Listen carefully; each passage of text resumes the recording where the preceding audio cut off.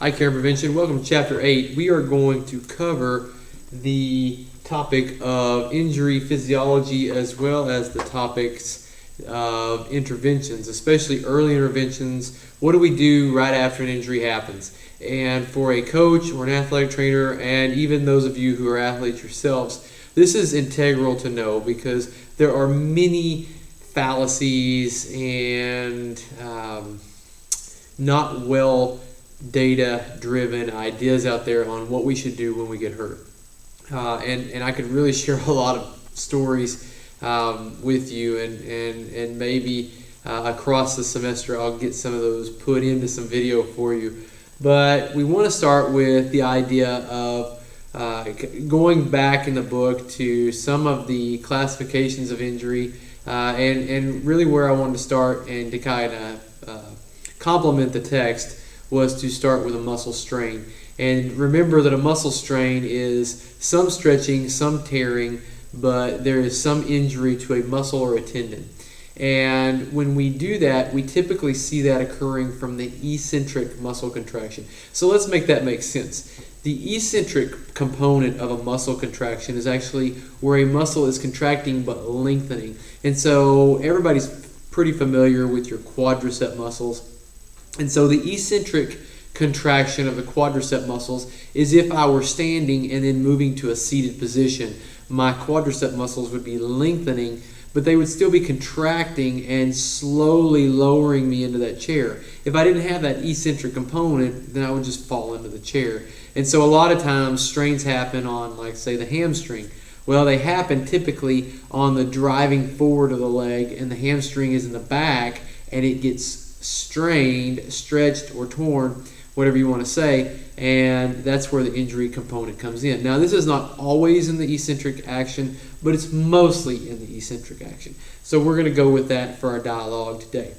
Now, what you see is my diagram behind me, and this comes straight from the text, and what I've done is I've kind of put this together more on a timeline that I hope that you can understand. So we're going to say that one of your athletes has incurred a muscle strain, specifically to the hamstring area. So that's in the back of the leg, kind of up closer to the middle of that thigh, but sometimes you see them at the proximal and distal ends, but we're going to just kind of go right in that mid-thigh area. And so when that happened, the first thing that most of us would report, if we were the person that experienced that injury, is pain.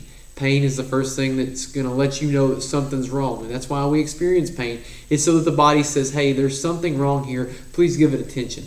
And so we know that pain happens. Now, where does pain come from? Well, let's start with the text and let's look at the idea of acute inflammation.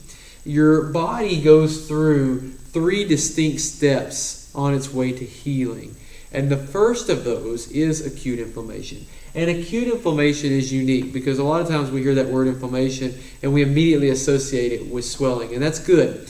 But it's not the only thing that we need to think of, because inflammation is a process. Swelling is a product of that process. And so what we see in inflammation is we see pain. Pain is the first thing, and from that pain we start to notice, in many cases, swelling. Not in every case, but in many cases we notice swelling. And where does that swelling come from? Well, there's a physiological process that occurs there. First of all, your body is alerted to the injury, and it knows that it needs to do 2 things. The first thing it needs to do is it needs to keep you from moving that area. And so there's where the pain starts to come in. And the nerves are talking to your spinal cord and your brain and saying, stop moving. Pay attention to this right now. And so pain is very physiological for protection. The next thing that happens is vasodilation. Vasodilation is an arterial process where the brain says to the heart and to the arteries, open up blood and send it to this area. Now, this is another 2-step process. One is we're going to get a whole lot of blood to that area so that we can flood it with oxygen and good nutrients to go ahead and start the healing process. Now, that being said, there's another step to that, and that is we want to stop moving that area. So we're going to splint it. And so if you've ever sprained an ankle or strained a muscle, you know that it's kind of tough to move that for a little while, maybe a couple or 3 days, and that stiffness is there because of swelling a lot of times. That swelling is there to literally come in and splint.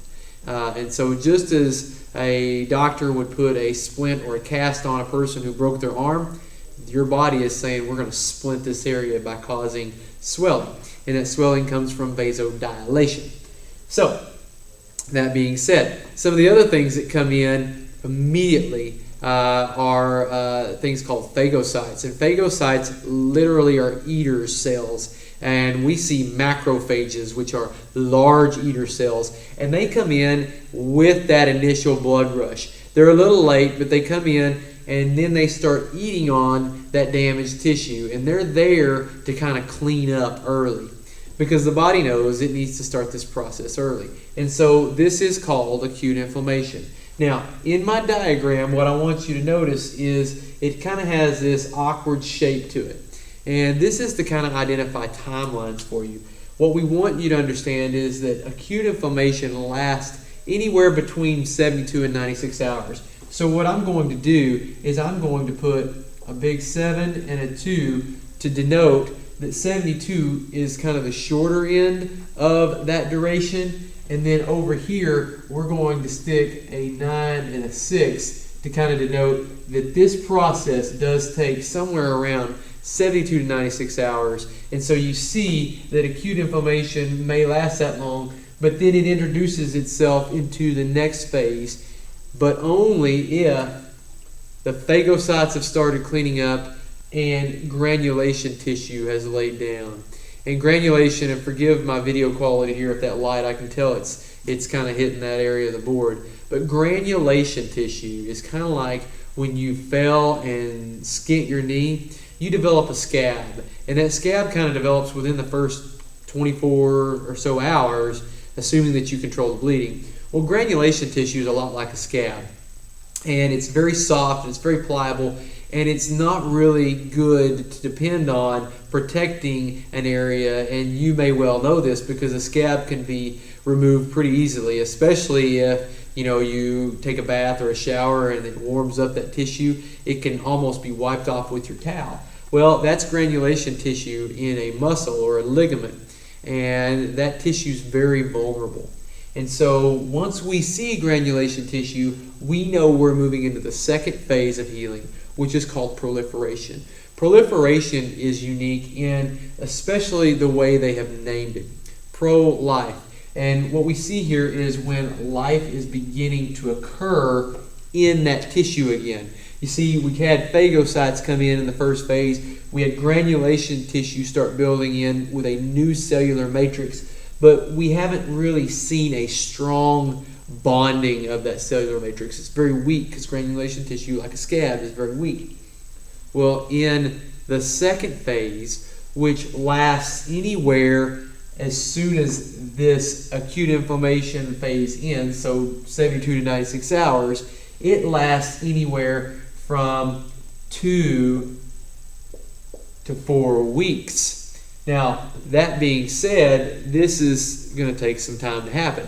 Well, if you look at it, proliferation is a new cellular matrix, and it's made up of this word right here, fibroblasts, especially if you're dealing with muscles or tendons. Now, if you're dealing with bone, this is where osteoblasts would come in. And if you've had human anatomy or human physiology or even biology, you've probably heard the term osteoblast, and that's where new bone is laid down.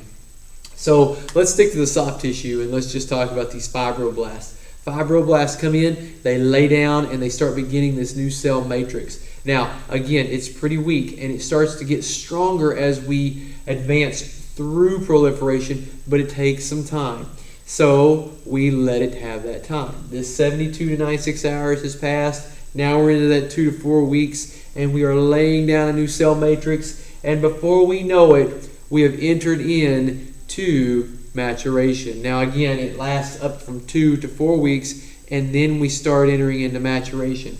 Maturation happens at the end of proliferation once fibroblasts have really started laying down a very solid network of new cells, and maturation is where those cells begin to take the resemblance of their host tissue. So they would, and that's collagen, so it would look more like a tendon or a ligament or a bone or a nerve or whatever it is. That's when you're going to start to see that. Also unique about maturation is that it is based strictly on the stresses that are placed upon it, or the healing is based strictly about the healing that is placed on it. So what we notice is those tissues that are healing typically heal better if we put some stress on them. This is where you're going to see me as an athletic trainer or a therapist come in and start to stretch and start to really cause active range of motion, like weightlifting and certain resistance exercises, so that there's a lot of stress so that that matrix continues to strengthen. This process can last up to 2 years. And so we know that it's a very long process. And I don't know how many of you are adults in our audience here and have sprained an ankle recently, and you've noticed it going on for like 6 or 8 months, and you're like, man, this is something I used to get over pretty quick when I was a kid. Well, the older we get and the more we age, the longer this process is going to take, and especially to get into that maturation. Now, all that being said, this was a quick summation of acute inflammation. What I want to do now is I want to step into the process of interventions. We're going to take a short break, let you digest that, and then we'll bring you right back in to interventions in just a moment. Hope everything's well. See you in the next video.